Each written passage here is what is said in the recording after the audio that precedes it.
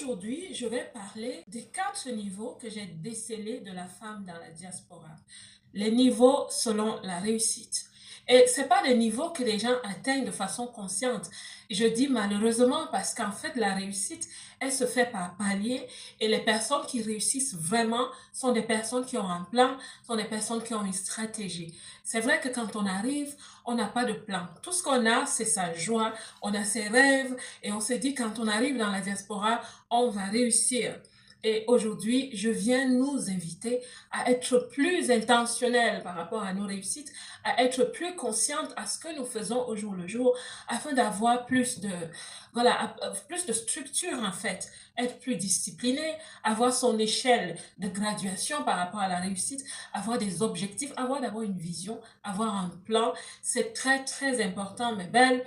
Comme vous le savez sur cette chaîne, mon objectif est d'encourager, de booster les femmes qui vivent dans la diaspora, celles-là qui ont pris la ferme décision de réussir leur vie loin de chez elles. Et sur cette chaîne, je parle de réussite, l'état d'esprit qui nous aide à réussir. Chaque niveau entretient un certain état d'esprit, un certain système de pensée. Chaque femme qui réussit, chaque palier a un certain état d'esprit. Donc, je parle beaucoup de l'état d'esprit qui nous aide à réussir loin de chez nous. Je nous parle de notre santé mentale et je parle aussi de la réussite elle-même, de ce que nous pouvons faire pour réussir. Voilà, des astuces de réussite, l'autonomisation. J'encourage les femmes à l'autonomisation et qu'on sorte de la dépendance. Donc, je vais commencer. Je vais utiliser l'image de l'eau, de la traversée de l'eau, pour nous parler des niveaux de réussite. Et vous savez, quand on arrive dans la diaspora, et ça c'est le premier niveau, c'est la femme aventurière. C'est la femme qui arrive avec des rêves. Elle a juste des rêves. Elle arrive de façon hasardeuse, surtout les immigrés. Les immigrés, nous sommes arrivés et nous arrivons de façon hasardeuse. Ça veut dire que nous ne savons pas où nous allons. On n'a pas fait notre remoi de savoir quel est ce pays, comment est ce pays, comment est le climat, comment est-ce qu'il change, comment est-ce qu'on s'habille dans un pays étranger. On n'a pas fait notre exercice. Nous arrivons vraiment impréparés. Et donc ça, c'est le premier niveau, l'aventurière. Cette femme qui débarque, et tout est un peu chaotique. Elle ne sait pas par où commencer. Elle est venue avec un certain agenda, mais quand elle débarque, elle se rend compte que son agenda est totalement nul. Elle doit tout effacer et tout recommencer. Qu'à cela ne tienne, pendant qu'elle recommence son agenda, à voir quels sont maintenant ses rêves, comment est-ce qu'elle doit s'orienter, il faut aussi qu'elle commence à courir pour chercher son pain. Il faut qu'elle commence à courir pour se rassurer qu'elle a un toit. Il faut qu'elle commence à courir pour être cette femme qui survit. Parce qu'à ce niveau 1, c'est vraiment la survie, la loi de la survie. Je ne dirais même pas la loi de la jungle, parce qu'on n'a même pas les atouts pour être dans la jungle. Et au pire, on se fait bouffer en fait. Parce que quand les femmes arrivent, elles sont un peu fragiles. À un moment donné, elles se rendent compte qu'elles n'ont pas assez de compétences, que leurs compétences ne sont plus vraiment adaptées, que leurs compétences leur échappent parce qu'elles sont dans une nouvelle culture, elles ne savent plus de quoi elles ont besoin comme don, talent, compétences, elles ne savent plus, elles sont un peu perdues, un peu égarées. Donc à ce niveau-là, elles ne peuvent même pas se dire qu'elles sont en compétition, elles sont simplement égarées. Donc le niveau 1, c'est vraiment la femme aventurière. Bienvenue à ceux qui sont en train de se connecter. Donc cette femme, elle arrive avec des obstacles. Les obstacles qu'elle amène de chez elle, parce qu'elle est partie pour une raison. Pour certaines, c'est une demande d'asile politique. Pour d'autres, c'est des problèmes culturels. Vous avez entendu parler des femmes qui fuient l'incision, par exemple. C'est culturel. D'autres sont venues simplement parce qu'elles vont pour des raisons économiques. Et donc, elles viennent déjà avec des obstacles qu'elles souhaitent réparer. Mais quand elles débarquent, elles rencontrent aussi d'autres obstacles. Dans certains pays dans la diaspora, si vous voulez, vous pouvez partager ce live avec d'autres femmes qui vivent dans la diaspora. Donc, dans certains pays dans la diaspora, on a ce qu'on appelle un écueil linguistique. Ça veut dire que quand on débat, on doit apprendre la langue et ça devient un obstacle aussi. Maintenant, on se rend compte qu'il y a ce challenge, ce défi à relever. Il y a pour certaines personnes, c'est la culture, la nouvelle culture. Il y a des personnes qui ont vraiment du mal à s'adapter à une nouvelle culture. Il y a des personnes qui refusent même de s'adapter à une nouvelle culture. Avez-vous jamais entendu des personnes dire je n'apprendrai jamais cette langue parce que c'est des gens qui sont venus chez nous, ils nous ont fait ceci, ceci, donc moi je ne viens pas pour apprendre leur langue. Autant, ma belle, on est dans leur pays et c'est naturel pour toute personne qui est curieuse, qui est ouverte, pour toute personne qui souhaite vraiment réussir de façon authentique et de façon linéaire à un moment donné, c'est bien d'apprendre la langue. Donc, il y a des barrières linguistiques, il y a des barrières parfois liées à l'éducation. J'en parlais dans le live d'hier. Il y a des personnes qui ont des barrières liées à l'éducation. Ça veut dire quoi? Elles sont venues parfois avec de hauts diplômes même, mais les diplômes ne sont plus totalement adaptés. Elles se rendent compte que ce qu'elles ont appris n'est pas vraiment adapté parce qu'elles ont appris dans un autre contexte, dans le contexte de leur pays qui a tout un environnement, un autre environnement, qui soit économique, éducatif, c'est tout un autre environnement. Donc, quand elles débarquent, elles se rendent compte qu'en fait, ceci est un obstacle. Donc, c'est des personnes qui commencent à avoir vraiment des difficultés. Elles commencent à être des personnes qui ont peur, à être des personnes qui ont, je vous parle vraiment de ce que moi j'ai vécu, qui commencent à être des personnes qui, à un moment donné, ont une identité confuse. Elles ne savent plus qui elles sont. Donc, c'est vraiment, voilà, des personnes qui entrent dans l'eau, parce que j'ai commencé avec l'analogie de l'eau. C'est des femmes qui entrent dans l'eau, elles ont encore l'eau au niveau des chevilles. Donc, elles peuvent encore courir. C'est des femmes qui courent dans tous les sens. Et si elles ne font pas attention, elles se retrouvent même dans des situations pénibles et difficiles parce qu'elles essayent de courir dans tous les sens pour chercher des solutions. Donc, c'est des femmes qui sont aussi animées du désir de chercher, de conquérir, mais elles n'ont pas encore tous les moyens qu'il faut. Elles n'ont même pas les bonnes relations pour cela. Parfois, c'est le manque d'argent. Vous voyez, j'ai parlé que des problèmes à ce niveau-là. Le premier niveau de la femme dans la diaspora qui débarque comme immigrée, c'est vraiment le niveau de la femme aventurière. C'est chaotique, c'est hasardeux, elle ne trouve pas vraiment de solution. Alors, c'est cette femme-là et elle se bat, elle ne fait que se battre. C'est la femme à qui, quand on demande comment est-ce que ça se passe, elle va toujours dire, ah, je me bats, je suis en train de me battre. Et elle a beaucoup de la peine. Elle pleure beaucoup. Je me souviens à l'époque, je pleurais beaucoup, je me battais, je me débattais. J'essayais de comprendre à quel niveau j'étais. Et à ce niveau, quand elles arrivent dans la diaspora, elles sont tellement proches de la communauté que leur source d'information, c'est les amis. C'est la tante la plus cool de la famille. Elles n'ont pas encore compris que l'information, on la cherche à des endroits indiqués, à des endroits formels. Elles n'ont pas encore compris ça. Elles ne savent pas encore où aller. Je ne parle même pas d'avoir un coach, un accompagnateur, pas du tout. Je ne sais pas à quel niveau, si vous êtes encore à ce niveau. Donc, ce que je viens vous dire, si ça vous parle, ça veut dire qu'il y a un travail à faire, mes belles. Je ne vous l'exige pas, je vous conseille simplement qu'il y a un travail à faire. Il y a un travail de structure, il y a un travail de discipline, il y a un travail de s'approcher des personnes qui peuvent vous aider à canaliser tout ça. Et ça, c'est votre choix, je vous assure. Mais je vous dis, par expérience, mes belles, je suis passée par là. C'est un moment très pénible à vivre. Ça peut être facilité, mais c'est vraiment un choix. Mais à l'époque, je ne savais pas. Il n'y avait même pas une chaîne comme ça qui encourageait les personnes dans la diaspora, qui motivait. Je ne savais pas où trouver ces informations. Donc, c'était vraiment, vraiment très dur. Maintenant, le deuxième niveau de la femme dans la diaspora, c'est la conquérante. Alors, la conquérante, c'est celle-là qui a avancé dans l'eau, elle a marché, elle a eu ses hauts et ses bas, elle a commencé à tirer des leçons qui sont encore un peu floues, mais elle tire déjà quand même ces leçons à la base des souffrances, à la base de la peine. Elle commence à prendre des petites décisions qui sont encore faibles parce que c'est pas des décisions en fait qui sont illuminées, disons, qui sont inspirées ou instruites.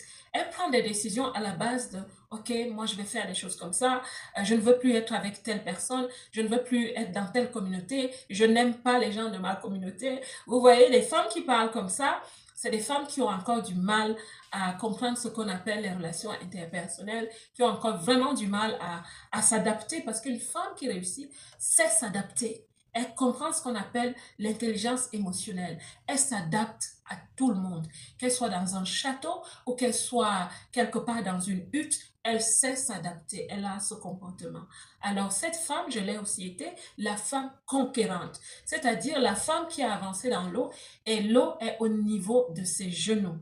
Cette femme conquérante, elle est aussi sur tous les terrains. Elle essaye tout, elle court dans tous les sens, elle se bat autant que la première, mais elle se bat maintenant avec un peu plus de... Elle est un peu plus posée, elle est un peu plus calme parce qu'elle a décidé de réussir. Et pour elle, la source d'information reste un peu l'informel et des plateformes comme YouTube. C'est pas une femme qui ira sur Internet pour chercher vraiment l'information structurée et arrangée qui est synthétisée, qui est sur Internet, mais c'est une femme qui est sur YouTube. Elle ouvre toutes les pages de YouTube, on parle de motivation, elle est là, on parle d'entrepreneuriat, elle est là, on parle de femme de carrière, elle est là. Donc, elle est un peu partout, mais elle n'a pas encore trouvé son chemin. Je ris parce que je me reconnais dans ce que je suis en train de te dire. Donc, cette femme, elle est un peu comme ça.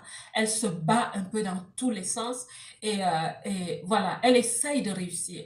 Elle essaye de trouver ses solutions, cette femme. Elle est en construction. Elle essaye de construire sa fondation. Elle essaye d'élever ses piliers. Elle ne comprend même pas encore quels sont vraiment ses piliers. Elle réussit comme un tout.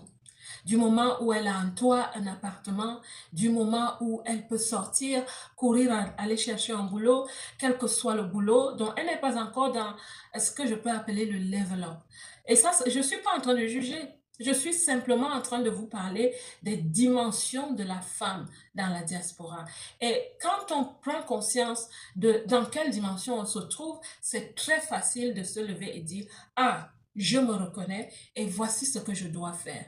Et cette femme-là, comme je dis, elle se bat, elle se cherche, elle essaie de poser ses piliers. Et ces piliers se cassent de temps en temps. Elle est pleine d'informations en vrac, tu vois, mais elle n'a pas vraiment une structure. J'ai été cette femme et je connais beaucoup de femmes, de personnes autour de moi qui sont encore cette femme. Donc ça, c'est le niveau où tu as l'eau au niveau des genoux. Tu peux encore courir. Et c'est très subtil ce que je te dis. Va jusqu'au bout de cette vidéo. Tu comprendras où on commence à vraiment réussir.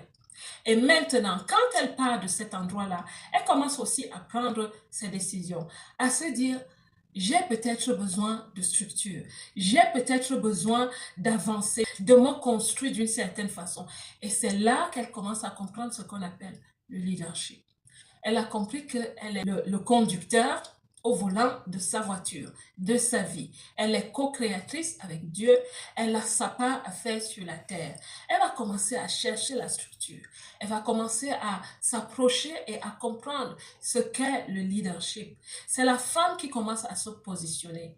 Qu'elle soit en entreprise ou qu'elle devienne entrepreneur, cette femme commence à vraiment avoir un plan, une structure. Tu vas l'entendre dire qu'elle a un plan de carrière ou elle cherche à comprendre ce qu'on appelle un plan de carrière. Cette femme commence à avoir des objectifs pour les domaines de sa vie, c'est-à-dire les piliers de sa vie. C'est une femme qui a déjà une vision.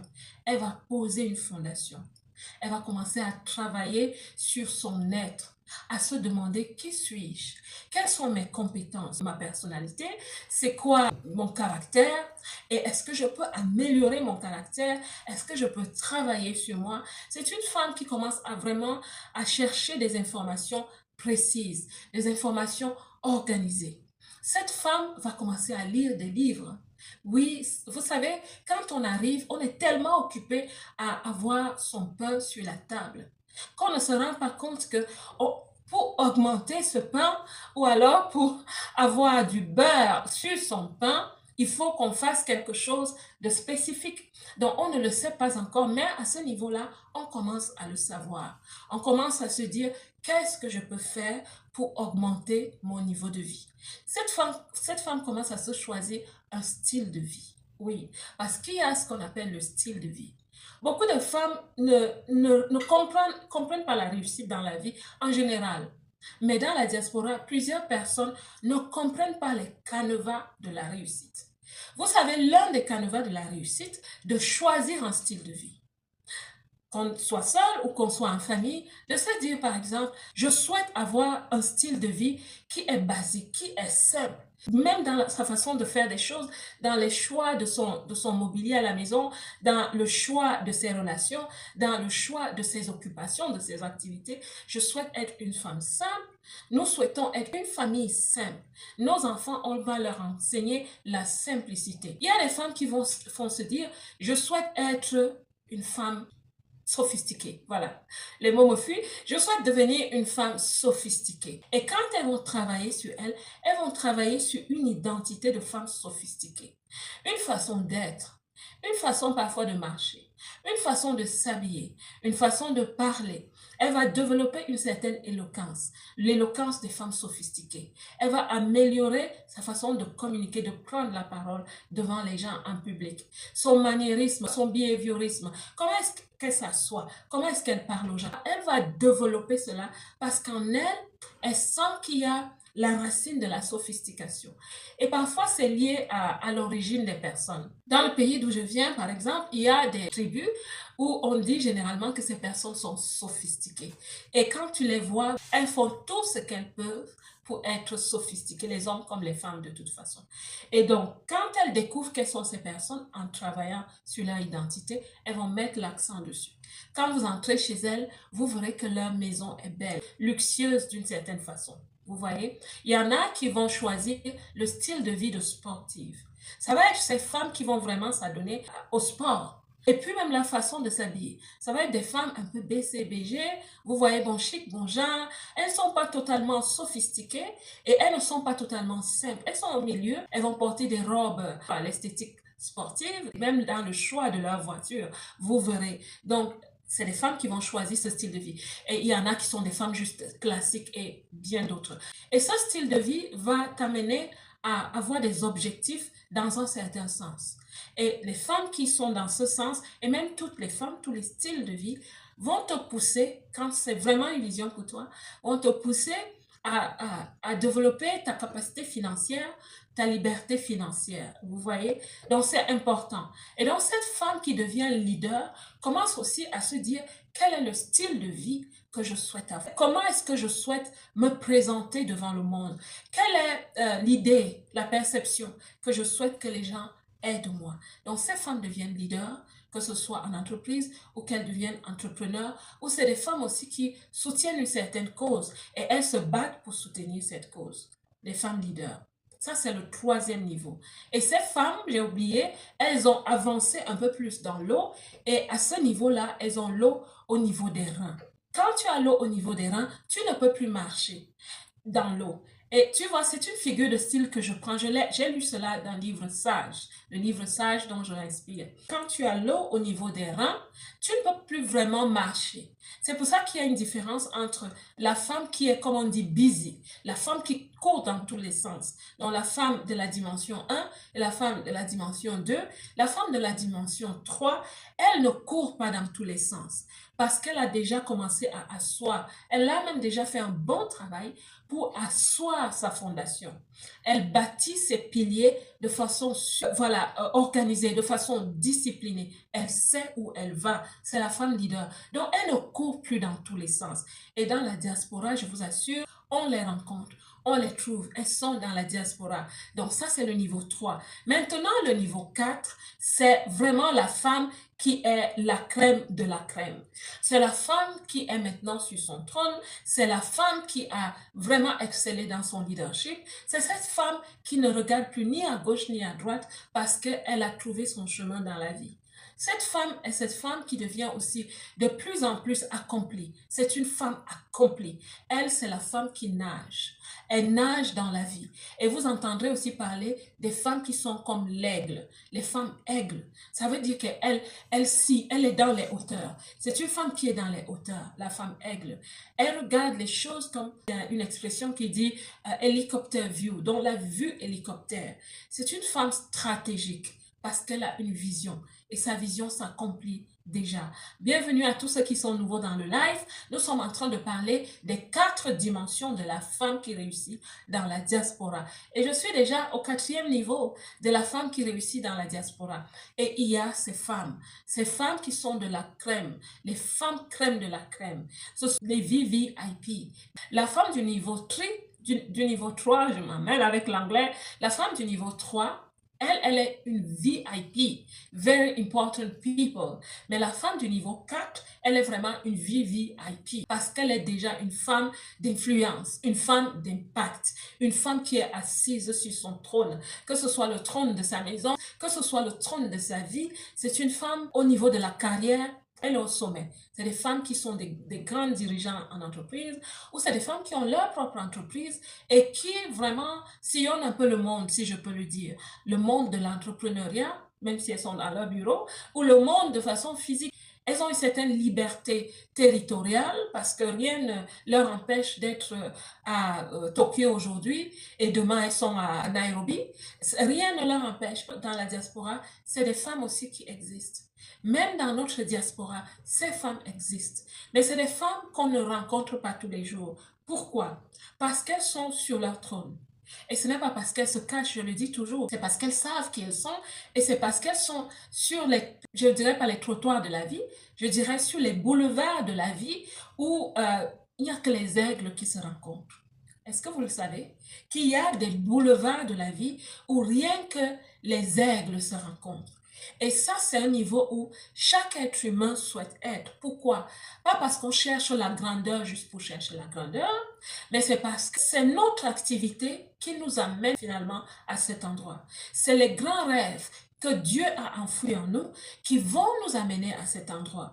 Parce que plus on souhaite servir, plus on s'élève, plus on sert à un certain niveau, plus on rencontre des personnes qui vont vous propulser, pas expulser, mais qui vont vous propulser à certains niveaux. C'est des personnes qui ont des connexions valeureuses, des connexions qui sont aussi au niveau des aigles, des VVIP. Je souhaite aux femmes de la diaspora de prendre, je dis parfois de prendre feu. Ça veut dire que quand cette onction descend, même si tu es encore au niveau de la semence, que ce rêve d'être une personne qui fait de grandes choses, que ce rêve s'asseye en toi et que ce rêve grandisse. Parce que nous sommes appelés pour de grandes choses. Et j'encourage aussi les femmes dans la diaspora. Pourquoi? Parce que, comme je le dis souvent, sauvons les générations futures. Sauvons la génération de nos enfants en ce moment. Nous sauvons cette génération en faisant ce qui est bien à notre niveau. Dans notre saison de vigueur, de force, nous pouvons encore faire énormément de choses. Nous pouvons aider nos enfants dans la diaspora à sortir de certaines zones de résidence, à sortir de certains quartiers dans certaines villes. Nous pouvons le faire et nous devons le faire. C'est notre responsabilité aujourd'hui de créer un environnement, un écosystème, même déjà à la maison, qui va aider les enfants, nos enfants, à commencer à s'habituer à la vie de réalisation de soi. Pas à la vie où on subit, à la vie où on subsiste, à la vie où on survit. C'est à nous aujourd'hui d'aider nos enfants. Et nous allons aider nos enfants en devenant un modèle. Vous savez que les enfants n'apprennent pas de ce qu'on leur dit vraiment. Ils apprennent des modèles. Ils apprennent de ce qu'ils voient. Une petite fille, un matin, vous allez la voir sortir de la chambre de maman avec les talons de maman. Pourquoi? Parce que les enfants apprennent de ce qu'ils voient plus. L'œil est comme une caméra qui capte. Et quand l'œil capte, le cerveau est impacté. Le cerveau est transformé. Et quand un enfant voit ses parents faire quelque chose, les parents sont généralement le modèle des enfants. Tout ce que les parents font, les enfants le copient. Le cerveau des enfants comprend que si papa ou si maman fait ceci, c'est bien. Parce que les parents sont les dieux pour les enfants. C'est la même chose avec le canevas dont je vous parle. Si nous devenons les meilleures versions de nous dans la diaspora, si nous nous levons pour changer la donne, changer notre façon d'être, de nous comporter, transformer notre identité, si nous devenons des prospères, pas des suspects, il est important de prendre le taureau par les cornes et de travailler sur nous de façon systémique, de façon structurée. Et il y a des personnes qui se disent, oh, je ne ferai jamais, je sais le faire toute seule, mais année après année, parfois on reste à la même dimension. Donc, c'est ce que je souhaitais partager avec vous aujourd'hui, parce que j'ai parlé de 4 dimensions de la femme dans la diaspora en fonction de la réussite. J'aime beaucoup parler de la pyramide de Maslow, mais aujourd'hui, je n'en ai pas parlé. Mais vraiment, la femme qui avance dans la réalisation de sa vie, qui rentre dans l'eau de sa vie jusqu'au moment où elle arrive à vraiment nager, où elle devient libre, épanouie, elle devient vraiment la reine, la femme sur le trône de sa vie, où elle déploie son impact, elle déploie son influence. Plusieurs personnes n'aiment pas beaucoup ce discours. Je suis très désolée. Il faut à un moment donné faire un choix entre la femme qui souffre, la femme qui pleure, la femme qui se plaint et la femme qui prend la décision de réussir.